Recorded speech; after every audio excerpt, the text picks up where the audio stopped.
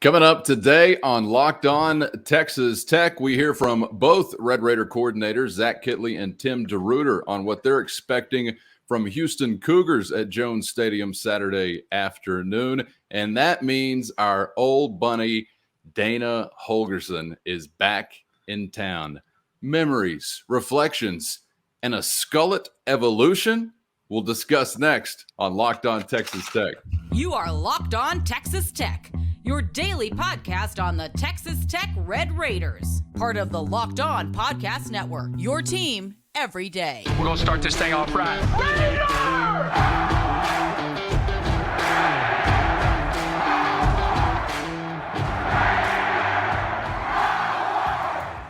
Glad to have you saddled up and along for the ride on Locked On Texas Tech. Once again, part of the Locked On Podcast Network. It is your team every day. Would like to thank LinkedIn Jobs for being the official college football recruiting sponsor across the Locked On College Network. LinkedIn Jobs helping you find the candidates you want to talk to faster. Post your job for free at linkedin.com/lockedoncollege today. Terms and conditions apply. Appreciate them for bringing you this episode with Chris Level.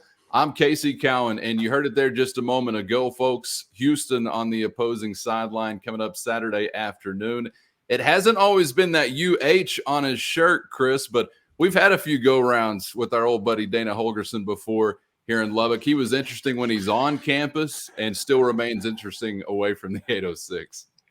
Yeah, I mean, I will admit, I mean, I've talked to Dana, and for all since he's left here, enjoyed seeing him when he was at West Virginia, and he's always been good to me. I can see why he bugs people. Then there was the whole dynamic about him, maybe getting this job several years ago when Matt Wells got it, but he will really want to win this game, and I know Texas Tech fans will really want to beat Houston, so that's what makes it fun. But I get a kick out of him. He cracks me up. He is the opposite of boring. I mean, he was on the old Twitters the other night. Somebody's like, "Man, I feel sorry for Red Bull and vodka tonight," and I think he wrote back and just leaned into it. It was like confirmed. Yeah, and he spelled it with a P and an H, which confirmed it twice. So I just. He sounds a lot like Mike Leach if you just close your eyes and listen to him talk. 1,000%. Yes. I mean, and so I just I get a kick out of him. I think he's good for college football. It's fun to beat him too. I mean, I think, and I mean that in a nice way, but yeah, this will be fun. And he's been here, Casey, this will be his sixth game to coach on the visiting sideline as a head coach. I mean, he had several for West Virginia. He's been here with Houston before too, I believe. And so, yeah, this will be, old hat. And he was obviously up in the box for, I think, 8 seasons. Yeah. So he's seen a ton of football in this stadium on either sideline or up in the press box, whatever. Yeah, he's a character, man. I love characters in sports. I feel like this day and age, everyone's so damn frightened by the public or the media that they don't let it all hang out, so to speak, like they did once upon a time. There are very few Spike Dykes in bath towels giving post-game interviews in this day and age. Mike Ditka, whoever you want to put into that category. It's just funny that there was more than one guy doing that once upon a time. But he's a guy that I'm always entertained by. I've never really had much of a beef with him. And as you mentioned, it's fun to beat him, partly because of that, but also because oftentimes it's not very easy to beat his teams. He's brought some really good teams to Lubbock, some really physical teams to Lubbock. Tech has gotten their share of wins and some success against Holgorsen.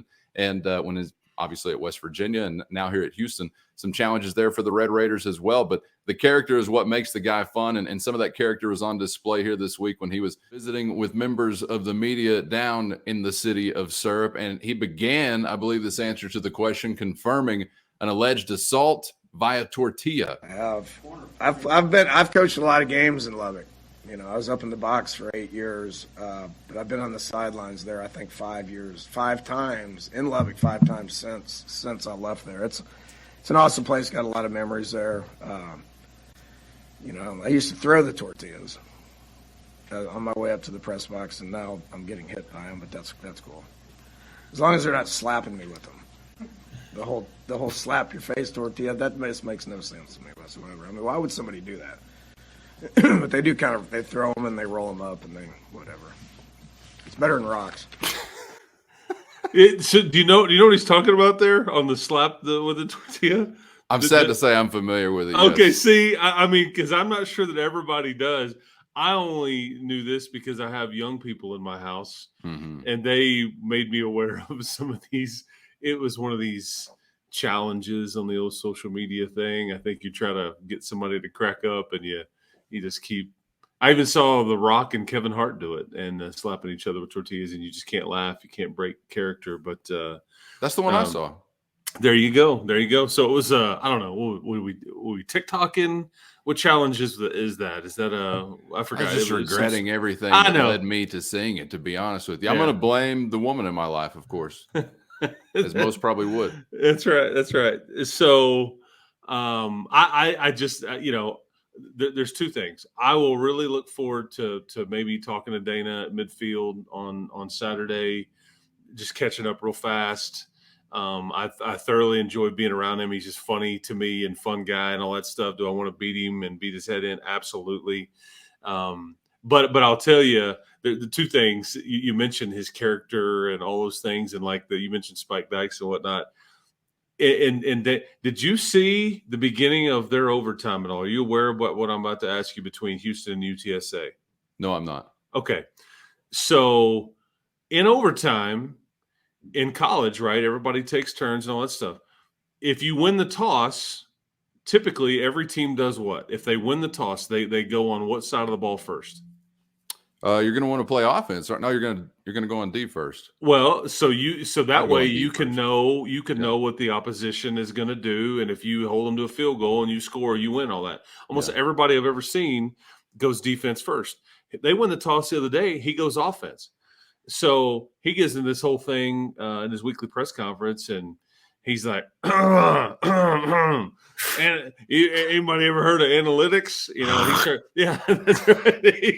He's going to the whole deal. But the beauty of it was 54% of games in the last however many years, and then you take a bigger spectrum, and it was 56% of games are won in the first team. If you score first in the playoff or in overtime, I should say, you win the game. And so he's like, that's enough for me. And he goes, if you don't like it, I really don't care. He goes, if you don't agree with that, I really don't care. The numbers tell me. And I was just like, see, I like that. I mean, I like the whole, and maybe he really does care, but I get a sense that I don't really think he does. I don't think he wants anybody else's opinion about how he's calling a game or whatever. The other thing I will tell you is, well, don't you think, Chris, he like Mike Leach is one of those guys that would like for them to disagree or kind of question what he's doing a little bit? Maybe so he can learn them up. Yeah, I think he has fun with it, Yeah, that's right. I will also tell you, I'm not going to be surprised, not even a little bit, because I saw these antics with West Virginia, and Dana was nowhere near the field or anything. Right. But I don't know, you may not know where I'm going with this, but there'll Sledgehammer? be oh yeah, there you go. Yeah, nailed it. There'll be some pregame antics. There'll be some spiciness in pregame because that's just kind of how they, how they roll, intimidate and try to, and all. And it's worked here before, unfortunately. When Cliff's teams, they got taken advantage of. I remember I had an offensive lineman that is no longer here, and he played for 3 other schools. It seemed like after it, he was drawn way off sides by the antics and got himself ejected from the game. But there'll be some antics pregame, and that's what makes this stuff fun. And this is going to be a conference rival, man. I know. I mean, these two teams are going to play regularly here pretty quick. Both coaches highlighting that this week in their comments to the media that you might as well treat this as a Big 12 game because it will be one very soon, and a Big 12 game played out between in-state programs, so packs a little more heat. The evolution of Dana Holgorsen is something to behold as we leave some of that Skullet Sense as it relates to analytics, Red Bull vodka, or anything in between.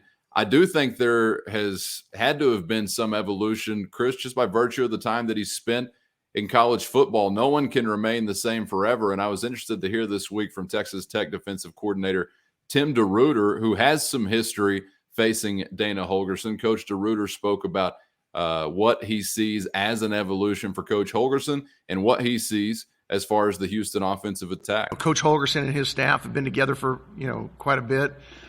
They do a terrific job. Last time I coached against Coach Holgorsen was probably about a dozen years ago. He's changed over the years. He's much more balanced now, and I think it makes it a much more difficult attack than, especially when you've got a quarterback who can also run the ball. You've got to defend the entire field in the pass game and the run game, and so you can't just load up like maybe against an air raid offense where you're always dropping 8 and making them or daring them to throw the ball or run the ball. It's something, though, that this year with their personnel, although they got a lot of veteran guys back, they've got some different guys. They've got the transfer running back in 20. They've got the freshman running back 21. They're good backs to complement 4. A lot of the scheme, there's some similarities in what they do, and so you're going to be who you are. You believe in something as a coach, but every year there's wrinkles, and of course they had some wrinkles last week. I think this is what he is saying there is quite a compliment to who Dana is as a coach, not just an offensive coach, because he, really all these air raid guys, they've all changed. The only one that really hasn't, and I think he's even changed just a little bit, but the only one that really hasn't has been Mike. Yeah. He's still, for the most part, doing kind of the same things that he was doing years and years ago. But I think to Sonny Dykes' and Dana Holgorsen and all these guys that have come under that deal, they've all kind of changed and morphed to who they are.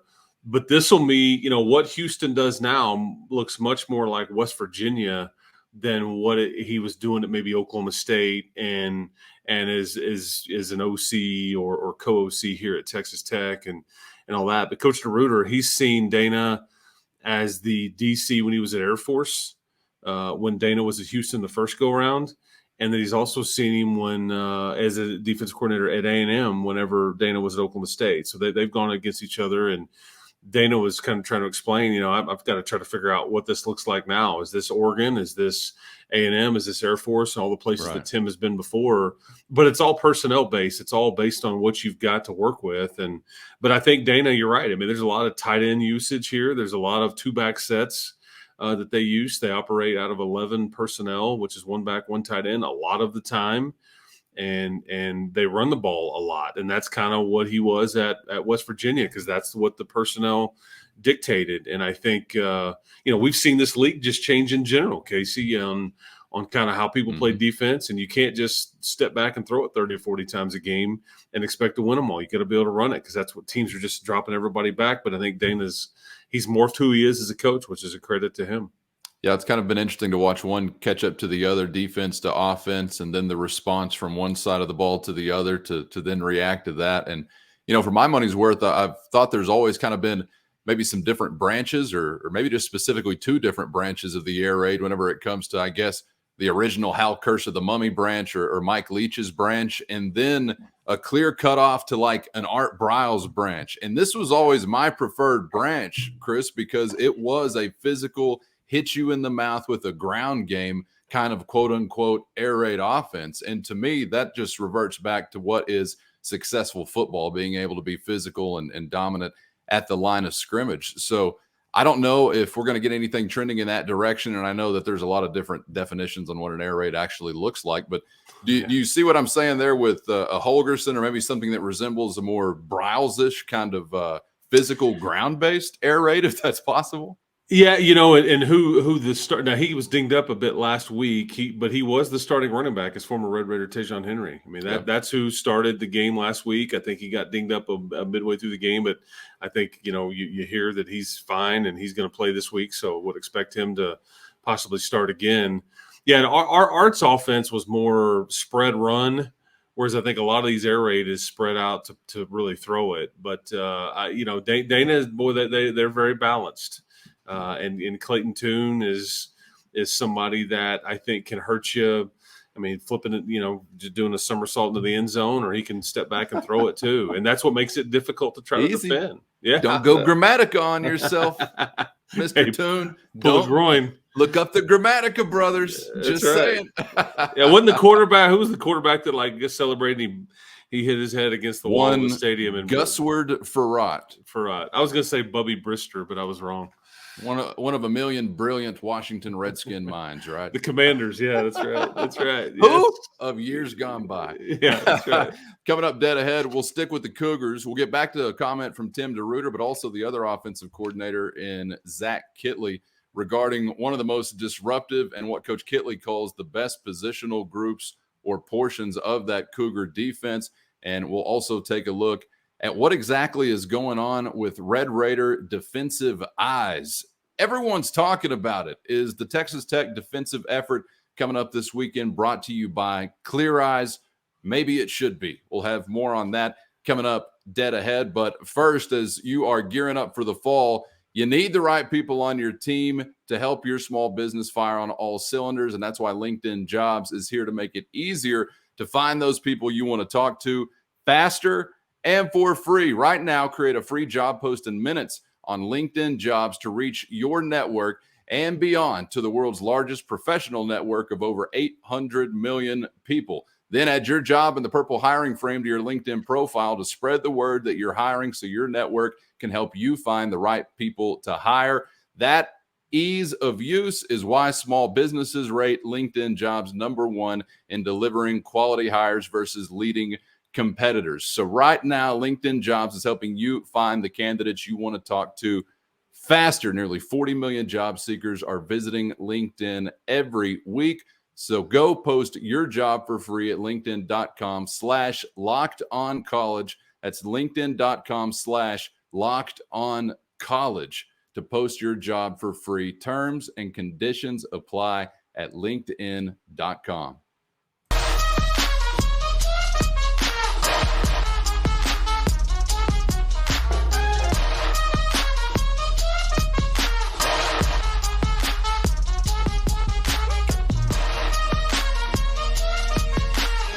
Thanks for making Locked On Texas Tech your first listen every day, part of the Locked On Podcast Network.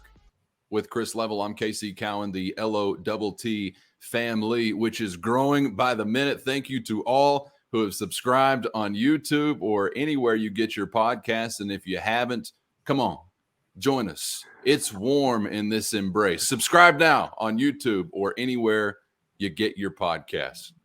Yeah, we absolutely appreciate the support, man. It's been overwhelming so far. Yeah, good to see that number growing. I truly did just pass out in the yard. I was overwhelmed the last time I checked the app on my phone. My sweetheart had to come revive me with a cold beer. I'm thinking about pulling the move again tonight. I don't know how long it'll take for it to catch on, but I appreciate the audience for giving me the excuse. There you go. There you go. Hey, let's go back to the Houston Cougars, step away from the Skullet Master for just a moment, but we'll hear again from Texas Tech defensive coordinator Tim DeRuyter. And Chris, I want to talk on the other side of this about Red Raider defensive eyes, because it's been a topic of conversation from the Texas Tech coaching staff essentially since the game was over on Saturday night. Here is defensive coordinator Tim DeRuyter. I think everything starts with the quarterback tune. He's a veteran guy. He's got a live arm. He's one of those guys that defensive coordinators don't like. He can beat you with his legs as well as his arm. They're going to have some design quarterback run plays. But where I think is particularly difficult to defend is like we had in the first half last week, where when the protection does break down, he can get out of the pocket and keep his eyes down the field to make plays, or take it, and run with it for a while. So you got to have a plan for that, and we've got to do a much better job on the back end of playing with our eye discipline and not getting our eyes stuck in the backfield when the clock goes off in their head. And up front, we got to do a much better job of leveraging the quarterback in the pocket. Yeah, so Casey, here's what you've got. I think we talked about some of those chunk plays that the Red Raiders gave up on Saturday, and I really think there's this was not a very good secondary last year at all. That they were really good against the run. The stats showed it, but also teams were able to throw on them quite a bit. And you say, well, why run if you can throw it everywhere? I do think, though, that they've upgraded. They're better there. But I think coming into this one, I really do think part of this was they felt like Murray State was really going to try to shorten the game and run it. And then yet you look up, and so there's some of that play action stuff, and the Tech DBs get caught just biting on it just a little bit, and then DJ Williams was able to chunk a lot of those passes deep and connect on some of them. The tricky thing going against a guy like Clayton Tune, because you hear Coach DeRuyter say you hate playing against guys like this, and probably the same can be said about Donovan Smith on the other side too. Yep. So it's kind of a very equal. But this is where if you're in the secondary, you have to be very disciplined, because I've really got I can't go try to do that front seven guy's job. I've got to worry about the guy that I'm covering if I'm in man coverage. Because if I get caught looking and trying to do two things at once, that's where bad things will happen. So I think that point is clearly, Kobe Minor met with the media earlier this week, and he mentioned some of those things. It's like, man, we have to, I got to do my job. I can't.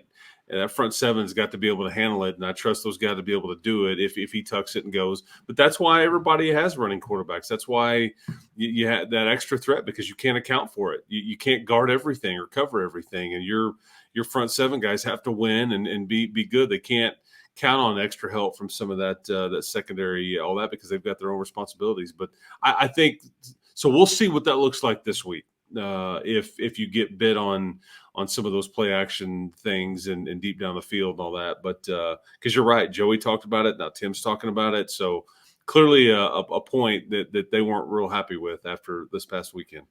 Yeah. And, it seems like when you're talking about a dual threat quarterback being able to really be a luxury for an offense, that's kind of a uniquely college football thing, I think, because for the most part, the exceptions are few and far between as far as those who can last for an extended period of time in the National Football League. I'm thinking of Michael Vick and some others, but there are not many others. Most wind up on the shelf. And if you don't kind of transition into somebody that's capable with the arm, then you don't transition into a long-term quarterback. But on the college level, the speed, the athleticism across the board defensively obviously is not of the same caliber as what you're going to find professionally. But I kind of wonder, Chris, if, do you take this as something that is or should be easily correctable? Is it something that's more concerning because it's friggin' Murray State and your eyes are wondering?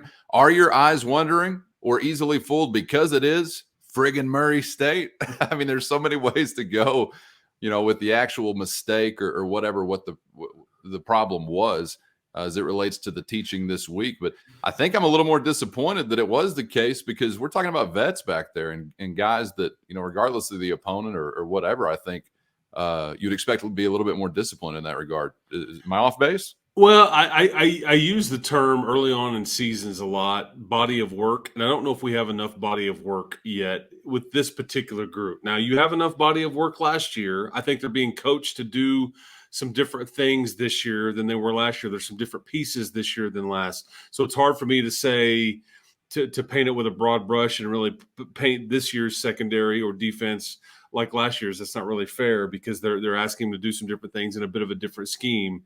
But if you have similar issues again this week, and again, things are going to happen. I mean, other teams are good, other players are good, other quarterbacks are good. And this kid, Clayton Tune, he's been around a long time. He's won a lot of football games and quarterbacked them to 12 wins last year. So that's hard enough.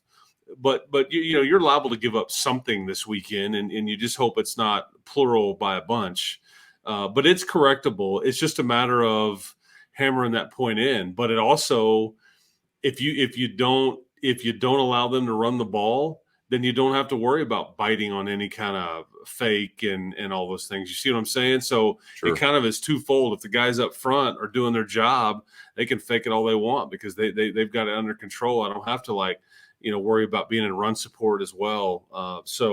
And DJ Williams, he didn't get loose for too many yards last week on just scrambling around. And I think Clayton Tune is not near the athlete that DJ Williams is. However, their passing game is going to stress you a bit more than what Murray State did just schematically via the tight end and throwing it to the running backs and doing some different things. But it's correctable, but it's fair enough to kind of have that as a criticism, if you will. Because, I mean, Joey's ask those guys. I mean, Tim and Joey were at the head of the line on going, we got to be better. They know it, you know. I'm expecting them all to come out of the tunnel in like Buddy Holly glasses, looking like the brothers from Slapshot or whatever, with then pregame warm up just to drive the point home. That the vision, the eye discipline, if you will, has got to be. I mean, probably I was going to say a little bit more tight, but another world worth of tight from where you were last week, given the challenge and the step up and the caliber of competition that you'll see from Houston. All right, that is the defensive side of the conversation. Coming up next, we'll turn to the offensive side with Red Raider offensive coordinator Zach Kittley, and we'll discuss what he is pointing to as the best positional group or aspect of that Cougar defense coming up next. But first, you're feeling the chill in the air, Chris. Football is here. Fall is almost upon us. Crops are getting closer to being harvested.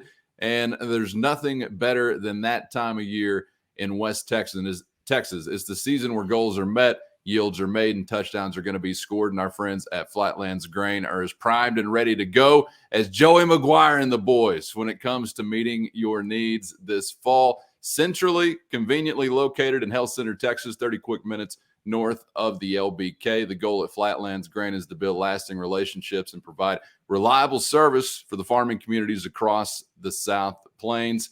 And Chris, we're talking about Red Raiders, and you know, just like I do, when you're talking about a large number of Red Raiders, well, you're talking about the ag community that fills up the 806, right? Which is crucial in West Texas. It makes this place go. The oil and gas industry and the ag community. It's what makes this part of our state and where we live absolutely go. But these are great Red Raiders, and we appreciate their support. But Flatland Grains, man, take care of those folks and go check them out.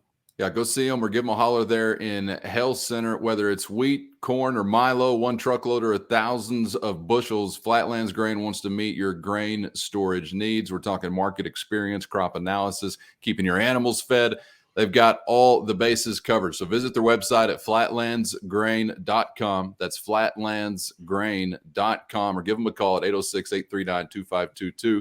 806-839-2522. The Red Raiders at Flatlands Grain. Looking forward to making your life easier this fall. They're saying Reckham Tech at Flatlands Grain and at flatlandsgrain.com. Hashtag West Texas. Hashtag it's all West Texas.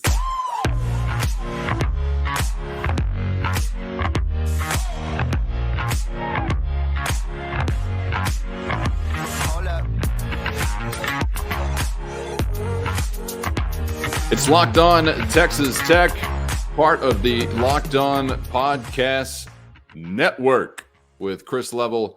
I'm Casey Cowan, the original CNC Electric Factory, and I am like volted up just being in the midst of football season, Chris. I took it, in throughout the weekend. Aren't your hairs just a little bit more on end, even as we're rolling through the week, just knowing it's there at the end for us? Yeah, man, some of this football that was on TV this past weekend, man, it just feels good. It's like a warm blanket on a cold night, man. Just having that on the tube, man. That's right. I mean, there's just no other way around it. There's just nothing better on my TV than football, man. That's right. And we will get to coming up on tomorrow's episode. It'll be a little Friday party because we're talking about finally something that is improving the consumer experience. That consumer is you, the college football fan. For so many years, leadership has been an obstacle to progress whenever it comes to that effort. But finally, it seems like headway towards an expanded college football playoff. If you've spent the better part of a decade and a half bitching about not having one like I have, it leaves you with some questions about what you will bitch about on the other side of it coming to fruition. But I got time to think about that, and we will get to that coming up on tomorrow's episode. But first, I wanted to wrap it up here with you. Back to the Red Raiders and Cougars. We're going to flip it, though. Offensive side of the football, Zach Kittley and company with a big challenge coming up in game number 2. And it starts up front, as we were mentioning just a moment ago. Disruptive is the word that I've heard so often this week. I think 3-4 sacks collected by that Cougar defense last time out against UTSA. What a challenge for the Red Raider offensive line. And that group, Zach Kittley thinks, is the best that the Cougars have to offer defensively. D-line, linebackers, The box. That's the best unit on their defense. You see they got two really good defensive ends that just have a high motor, that play really, really hard. Their two interior defensive linemen are very similar to what we've seen every day and Tony and Jay Boog. So just hard-nosed players that play really hard, play the game the right way. And so those guys are going to attack us. I know they will. I'm sure we're going to see probably a little bit more blitzing than we saw this last week as well. So, they're ready for the challenge. And again, I thought our offensive line did a really good job with Dennis Wilburn leading the way. I'm really proud of that group, and it's going to be a big week for them this week. Yeah, and this isn't what you're going to see, I think, when you get into league play defensive line wise. Although Houston is very, what you're dealing with here is some older guys, that some of that Houston speed, and they're going to be motivated. But their two defensive ends have 14 career sacks combined. That's not a giant number. One's got 8, one's got 14, and excuse me, one's got 6 equals 14. Geez, they told me there'd be no math, and I failed miserably. I was told the same thing. 1 + 1 = 6 in that case. But I mean, I think they'll be very active, and this is a different level of athlete that you'll see this weekend compared to last. And and they'll play some games with some twists and stunts and do some different things to try to get your guys up front somewhat confused. And but you mentioned.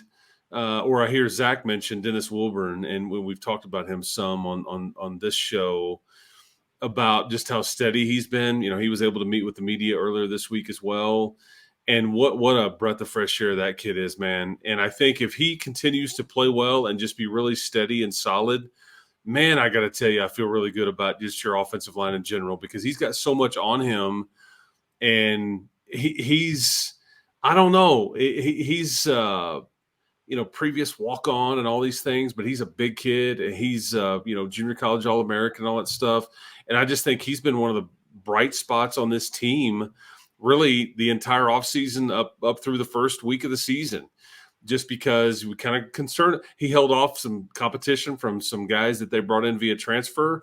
I think he was called out by his head coach after the game. He's called out by his offensive coordinator in the weekly press conference leading into this one, all for the right reasons. Yeah, in a good way. Yeah, not to say that he's perfect, Casey, or that he's going to be an all-conference guy. That's not what I'm suggesting, but you're just trying to figure out a way to solidify that group up front, and he may have provided a bit of an answer here, and we'll see. I mentioned body of work earlier, and we don't have that yet on him or that group, but so far so good with him there, because he's responsible for calling out a lot of the calls and all the different things that they're going to be doing to, blocking schemes and all that with what Houston will try to. And Doug Belk is the DC at Houston, does a great job. I don't know how much longer Dana will be able to hold on to him. Yeah. He's kind of ready to take that next step as far as being maybe a head coach at some point, but he does a really good job with that group. But they couldn't handle you in the second half last year, and I know you're looking to stress them again this year. But that defensive line is pretty good. I'm not just scared to death of them. It's not like what Texas will be dealing with Alabama this weekend or anything, but it's definitely a huge step up from last week for sure. Yeah, I mean, it's just there's no way to compare it to anything you saw from FCS Murray State a week ago.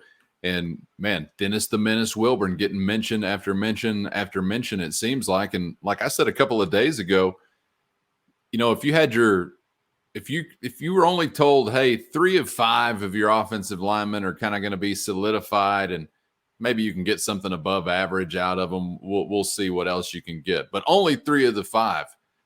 I kind of feel like I'd say, all right, well, yeah, give me a tackle guard center as opposed to a tackle guard in the other tackle, or a tackle guard in the other guard, or 2 guards in a tackle, whatever it might be. I mean, I mentioned a couple of days ago, it seems like if something gets solidified there and it represents one side that could be reliable, and of course the defense will know that, but could be reliable in some situations where you need some tough yards to be gained, then I think that's relatively good early news for Tech fans this season. But you're essentially 0-0 as far as the record. I mean, we're going to find out this weekend if Dennis Wilburn is truly representing something solidified, much less above average at the position. I mean, can he just be the guy, and then can he be the guy and do it looking good in a lot of ways on the field? And let's not forget, Chris, I mean, he's replacing probably the most or the biggest shoes, I guess, from a season ago. I think Dawson Deaton was just outright your best offensive lineman. I haven't viewed coming into this year, any individual as being better, at least to this point, a known commodity than Dawson Deaton. So he's in a big spot, but doesn't seem like he's blinking in the face of that limelight, does it? He's kind of taken it and refused to be ignored. Yeah, and again, he's leaned into Dennis the Menace. He smiles when you mention that to him. I thought that was pretty funny. But yeah, I mean, we'll see what this looks like. But I think that's where, helping your offensive line, that's where, a lot of 11 and 12 and maybe even 13 personnel will help you too, and having those tight ends in there and helping with some of those responsibilities, or stressing that front seven on defense and maybe creating some mismatches too. So yeah, that'll be an interesting kind of X's and O part of the game, is that O-line versus their D-line, if it is indeed the strength as Zach says, and how maybe one of your weaknesses on the team, because if you win that matchup or even play it to a standstill, you really like your chances in the game this weekend. Yeah. You really like your chances to come away with a win. That's probably something that Houston's coming in going, we got to win this matchup. We got to be better than those guys. We got to cause some problems, but a running quarterback, some good tight ends, and maybe an offensive line with a center on an uptick. Maybe you can either play that one straight up, or maybe you can even win that matchup, but it should be fun. But again, I'm not too nervous about their defensive line compared to others. But again, this will be a step up and a motivated level of athlete. And those kids from Houston, they will play hard and be athletic and be fast and all those things. So it'll be definitely a step up for sure. Tight ends is one of the most interesting positional groups right now to me, because you have the new Dank Hank Teeter listed first on the depth chart, and Tharp and Cup. You've got capable guys and guys with some measurables that you really just can't coach or teach. And I'm not so sure that may not be one of those groups where you see several guys with opportunities to make some plays, or at least make impacts. May not even be plays that show up in the box score as far as statistics are concerned, but make an impact on the game. And you mentioned that group of tight ends, Chris, and also some of the personnel that we might see as it relates to week number 2. Let me allow offensive coordinator Zach Kittley to elaborate a little further on just that. We're going to find the best ways, right now to attack them. You're going to see multiple tight end sets again. We rotate those guys again based off certain play calls, and also just kind of how the week goes, because all three of those guys bring a different dynamic to the game, but they're all versatile and they're all really good football players. So, again, you saw us in some 11 personnel, some 12 personnel. So you're going to see those guys in different facets again. And I'm kind of in the middle of the game plan right now. So we'll kind of see how much further we go. But you'll see all three of those guys on the field this weekend. Yeah, and in some ways, I think you see Mason Tharp down the field the other day, catches his touchdown pass. But you mentioned Teeter. In some ways, with what they ask Henry Teeter to do, he's one of your most valuable guys on your team. And what I mean by that, because people Why do are you going say to go, that? well, Yeah. Exactly, yeah, because there's just so many things that he can do as a blocker, as a pass catcher, as a short yardage guy. He's a dirty work guy. He's I don't know. Think Draymond Green basketball wise. Just I will not do that to the new Dank Hank Henry Teeter. Because I just think, because that's not necessarily what Mason and Baylor's skill set necessarily is because you may see Henry lined up in the backfield as almost like a fullback, and doing some different things. I don't know if he's quite the receiver that Baylor and Mason could be, but there's just some things that they ask him to do, and there's really only one of those guys. So if he's not ever there, you'll have to really change a lot that you want to do. And so, and again, it's a compliment to him and who he is and all those things, because he's just more than, they talk about him as the quote unquote brand all the time, just because I think he's embraced his role. He's embraced the hard work and the toughness, and whatever you ask me to do, I'll do it with a smile on my face and all that kind of stuff. So, but yeah, that group will be play big too. And then I include that group with that O-line group for sure, because if you can win that matchup on Saturday, I really like your chances. I just love the fact that you have something to gauge it against. You've got a big challenge early on this season. We'll find out one way or another, and I'm hoping for good things. Who knows what the case is going to be, but I'll be glad to get into some hotter water. And actually begin to learn some things as it relates to what Texas Tech is in the trenches. And you know that relates to what Texas Tech will be as a football team. Plenty more as we're getting closer to the weekend. It's 3:00 Saturday when the Red Raiders and 25th ranked Cougars get together from Jones Stadium. Coming up tomorrow, as I mentioned, we're going to have a playoff conversation. It's expanded, and we've got plenty of thoughts on the subject. So join us once again for Locked On Texas Tech coming up tomorrow. And after Locked On Texas Tech today, for your second listen, go check out the Ultimate Pro Football Preview 2022, an 8-episode extravaganza to get you ready for the NFL season. Local experts from the Locked On Podcast Network on the ground in NFL cities across America, plus every angle on the action from Lee Sterling of Locked On Bets. All comes together to form the ultimate NFL preview. Just search for Ultimate Pro Football Preview 2022 on your Odyssey app, YouTube, or wherever you get your podcasts. And I know my man Chris Level agrees when I say subscribe to this here show on YouTube or anywhere you get your podcast. We appreciate you doing so, right, Chris? Absolutely, man. We can't thank you enough for the support, and subscribing certainly helps us and ensures this thing keeps going. And we certainly appreciate it. We've you just been crushing it, Cowan, with all the audio and all that stuff, and we've had a good time. Hope people are getting a kick out of this thing. But we'll talk to you tomorrow, man. Keep hope alive. Guns Absolutely. up. Boom, boom, boom. We're just getting started. And what's going to happen if you win a meaningful game? Yeah, that's right. Wow. Yes. Wow, the sky's the limit. And maybe Texas Tech is going to do that coming up this weekend. We got you covered until then on Locked On Texas Tech.